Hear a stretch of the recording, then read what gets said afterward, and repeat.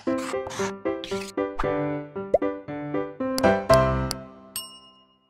Students, welcome back to blueprint digital. आज की इस वीडियो में हम फल यानी कि फ्रूट्स के बारे में पढ़ेंगे। वीडियो को स्टार्ट करने से पहले हमारे चैनल को सब्सक्राइब करें और बेल आइकन दबाना ना भूलें, जिससे हमारे लेटेस्ट वीडियोस की नोटिफिकेशन आपको प्राप्त होती रहे। अब हम आज के टॉपिक पर आते हैं। फर्टिलाइजेशन यानी कि निषेचन के पश्चात पादप में, पुष्प में मुख्यतः 4 प्रमुख परिवर्तन या चेंजेस होते हैं। नंबर 1 कि जो ओवरी होती है वो फ्रूट में यानी कि फल में परिपक्व हो जाती है, परिवर्तित हो जाती है। नंबर 2 ओवरी की वाल यानी कि अंडाशय की भित्ति, ओवरी की वाल फल भित्ति यानी कि पेरिकार्प में परिवर्तित हो जाती है या परिपक्व हो जाती है। नंबर 3 अंडाशय के बीजांड यानी कि ओव्यूल्स सीड में परिवर्तित हो जाते हैं और अंडाशय की जो वाल होती है, जिन्हें इंटेगुमेंट कहते हैं, वो सीड की वाल यानी कि सीड कोट यानी कि चोल में परिवर्तित हो जाते हैं। तो फर्टिलाइजेशन के बाद जो फ्रूट है, उस फ्रूट का फॉर्मेशन सेल डिवीजन यानी कि कोशिका विभाजन और सेल डिफरेंशिएशन यानी कि विभेदन के कारण होता है। और जो अंडाशय है वो अब परिपक्व होकर फ्रूट का निर्माण करता है। इसीलिए जो फल की परिभाषा है वो परिपक्व अंडाशय को फल अथवा फ्रूट कहते हैं। जो अंडाशय की वाल है यानी कि भित्ति है, फल भित्ति बन जाती है, जिसे हम पेरिकार्प कहते हैं। और पेरिकार्प का प्रमुख कार्य बीजों को सुरक्षा प्रदान करना और बीजों के वितरण में सहायता करना होता है। सामान्यतः फल भित्ति यानी कि पेरिकार्प 3 भागों में बटी होती है। बाह्य फल भित्ति यानी कि एपिकार्प सामान्यतः प्रोटेक्टिव होती है, सुरक्षात्मक होती है। मध्य फल भित्ति यानी कि मीजोकार्प जब ये मांसल हो जाती है तो खाने योग्य होती है, जैसे आम में। और अंतः फल भित्ति यानी कि एंडोकार्प या तो ये पेपरी होती है, पतली होती है, या फिर ये काष्ठीय वुडी टाइप की होती है, जैसे आम में वुडी टाइप की होती है एंडोकार्प।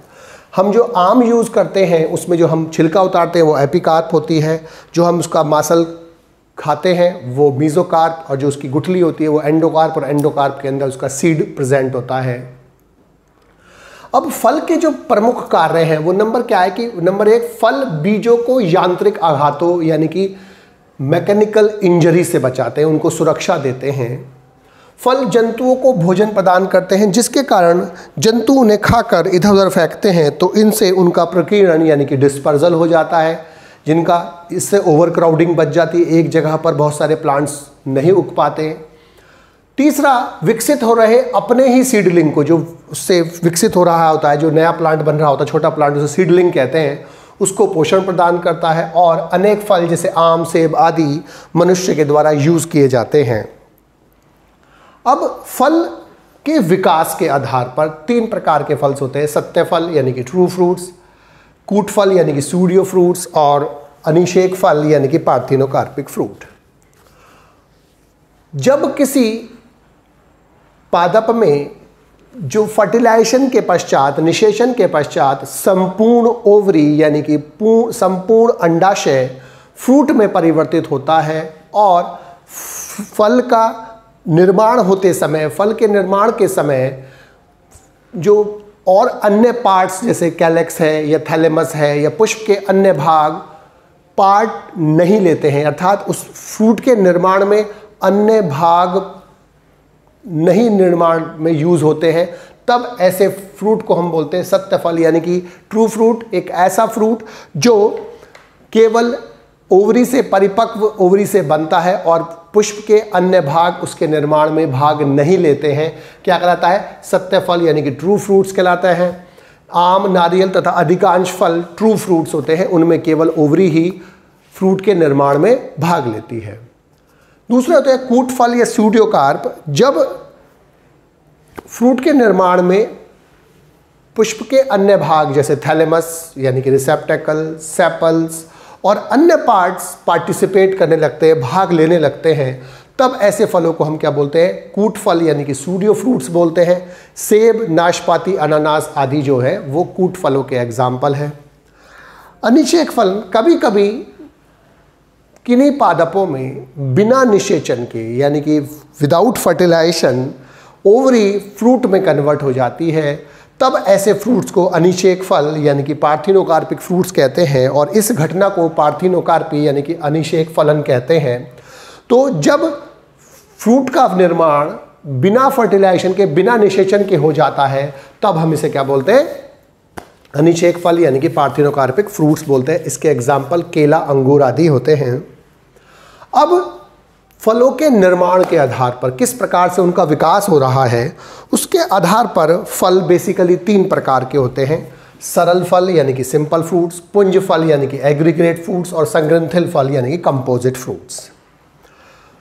जो फल एक अंडपी अथवा द्विअंडपी अथवा बहुअंडपी संयुक्त अंडाशयों यानी कि सिनकार्पस, जहां पर अंडाशय अंडप संयुक्त हो जाते हैं, सिनकार्पस कंडीशन पाई जाती है, उन अंडाशय से विकसित होते हैं, तब हम उसे क्या बोलते हैं? सरल फल कहते हैं। लेकिन अगर पुष्प बहुअंडपी और युक्तांडापी यानी कि एपोकार्पस, जहां पर कार्पल अलग अलग है, माने 5 कार्पल है, पांचों के पांचों अलग अलग होते हैं, उस कंडीशन को हम क्या बोलते हैं? वियुक्त अंडापी। और जहां पर बहुअंडपी यानी कई सारे कार्पल्स होंगे, कई सारे अंडप होंगे, लेकिन सब अलग अलग होंगे, तो ऐसे जायांग से, ऐसे गायनोइशियम से विकसित होने वाला जो फ्रूट्स होता है, उसको हम, छोटे फ्रूट्स जो बनते हैं उन्हें हम फ्रूटलेट्स बोलते हैं, और उनका जो समूह होता है उसे हम बोलते हैं पुंज फल। यानी कि जो छोटे छोटे एक कार्पल होता है वो एक फ्रूट में कन्वर्ट होता है, और एक फ्रूट जो छोटा फ्रूट बना होता है वो फ्रूटलेट कहलाता है, और उन सबको सामूहिक रूप से हम क्या बोलते हैं? पुंज फल बोलते हैं। लेकिन जब संपूर्ण पुष्पक्रम एक फल बनाता है, तब हम इसे क्या बोलते हैं? संग्रंथिल फल कहते हैं। संग्रंथिल फल 2 प्रकार के होते हैं, सोरोसिस और साइकोनस। साइरोसिस का एग्जाम्पल शहतूत होता है और साइनोकस का एग्जाम्पल अंजीर, बरगद, पीपल, गूलर होता है, जो हेस्पेरिडियम टाइप के, हाइपेंथोडियम टाइप के इन्फ्लोरेसेंस से डेवलप होते हैं, पुष्पक्रम से डेवलप होते हैं। अब जो सरल फल है वो 2 प्रकार के होते हैं, सरस फल यानी कि सक्यूलेंट फ्रूट्स और शुष्क फल यानी कि ड्राई फ्रूट्स। सरस फल का मतलब क्या है? सक्यूलेंट फ्रूट्स का मतलब जिनकी फल भित्ति मांसल हो जाती है यानी कि फ्लैशी हो जाती है और वो खाने योग्य होती है, तब हम उसे क्या बोलते हैं? सरस फल। और ये कई प्रकार के होते हैं, जैसे भरी यानी कि बैरी, जैसे पपीता और चीकू में, पैपो लौकी, करेला, खीरा आदि में, अस्थि फल ड्रूप जैसे आड़ू, बादाम, अखरोट, इसमें जो बाहर वाली मेम्ब्रेन होती है टफ होती है, नारंगक ये हेस्पेरिडियम कहलाते हैं, ये संतरा, नींबू आदि फल होते हैं, सेबिया यानी कि पोम, ये सेब, नाशपाती जो फॉल्स फ्रूट में हमने पढ़े हैं, बेलास्टा यानी कि अनार, और एम्फीसार्का जैसे बेल होते हैं। अब शुष्क फल 3 प्रकार के होते हैं, शुष्क स्फोटी यानी कि ड्राई डेहिसेंट, शुष्क वेश्म स्फोटी यानी कि ड्राई जो होते हैं, और शुष्क असंफुटी यानी कि जो जिनमें संफुटन नहीं होता। ये किसी भी जगह से फट जाते हैं, ये वेश्म से फटते हैं और इनमें संफुटन नहीं होता है। इसके एग्जाम्पल लेग्यूम पॉड जैसे मटर होते हैं, फॉलिकल, सिलिकुला और कैप्सूल आदि इसके एग्जाम्पल होते हैं। शुष्क वेश्म स्फोटी में लुमेंटम, क्रीमोकार्प, रेगमा, कार्सोरुलस और द्विसमारा होता है, जबकि शुष्क असंफुटी में जो एग्जाम्पल है वो एकीन जैसे क्लीमैटिस होते हैं। कैरियोप्सिस जिसमें गेहूं मक्का आता है, कैरियोप्सिस एक इम्पोर्टेंट टाइप का फ्रूट होता है जिसमें फ्रूट वाल और सीड वाल आपस में संयुक्त हो जाती है, और इसीलिए अब वहाँ उसको ग्रेन कहते हैं। और ये सीरियल्स इसके एग्जाम्पल होते हैं, गेहूं यानी कि राइस, मेज, बार्ले, मक्का आदि जो है इसके एग्जाम्पल होते हैं। सिप्सेला एग्जाम्पल है गेंदा, सूर्यमुखी, नट एग्जाम्पल है लीची, और समारा एग्जाम्पल है चिलबिल। अब जो पुंज फल है उनमें क्या होता है कि एपोकार्पस कंडीशन वाले बहुत सारे अंडप वाली कंडीशन यानी कि बहुअंडपी और अलग अलग कार्पल वाली कंडीशन से एग्रीगेट पुष्प बनते हैं, और उस पूरे जो छोटे फ्रूट्स बनते हैं उन्हें हम फ्रूटलेट्स कहते हैं, लघु फल कहते हैं, और जो उनका पुंज होता है, उनका जो समूह होता है, हम उन्हें पुंज फल कहते हैं। अब पुंज फल में बेसिकली 4 प्रकार के होते हैं। अकीनों का पुंज, अगर वो बहुत सारे अकीन्स बनेंगे तो वो अकीनों का पुल होगा, जैसे स्ट्रॉबेरी। फॉलिकल्स का समूह होगा, फॉलिकल्स का पुंज होगा, तो वो फॉलिकल्स का पुंज रहेगा, यानी कि इटारियो बोलते हैं इनको। और अस्टिफल, इसका एग्जाम्पल मदार होगा। अस्टिफल का होगा तो वो अस्टिफलों का पुंज होगा जैसे रस भरी में, और भरियों का पुंज होगा जैसे शरीफा में। तो जो शरीफा में एक छोटा सा पार्ट दिखाई देता है बाहर की तरफ, वो एक फ्रूटलेट होता है, और बहुत सारे फ्रूटलेट मिलकर एक पुंज फल बनाते, एग्रीगेट बनाते। तो फ्रूट्स निषेचन के बाद ओवरी से विकसित होने वाला संरचना है, यानी कि परिपक्व ओवरी या राइपेंड ओवरी या मैच्योर ओवरी को, अंडाशय को हम फ्रूट बोलते हैं। फ्रूट की जो वाल होती है वो पेरिकार्प कहलाती है, फल भित्ति कहलाती है, जो 3 भागों में बटी होती है। बाह्य फल भित्ति यानी कि एपिकार्प, मध्य फल भित्ति यानी कि मीजोकार्प, अंतः फल भित्ति एंडोकार्प। बाह्य फल भित्ति मुख्यतः पतली होती है, सुरक्षात्मक होती है। मध्य फल भित्ति जब मांसल हो जाती है तो खाने योग्य हो जाती है, जैसे आम में। और अंतः फल भित्ति या तो बहुत पतली होती है या फिर काष्ठी हो जाती है, जैसे आम में।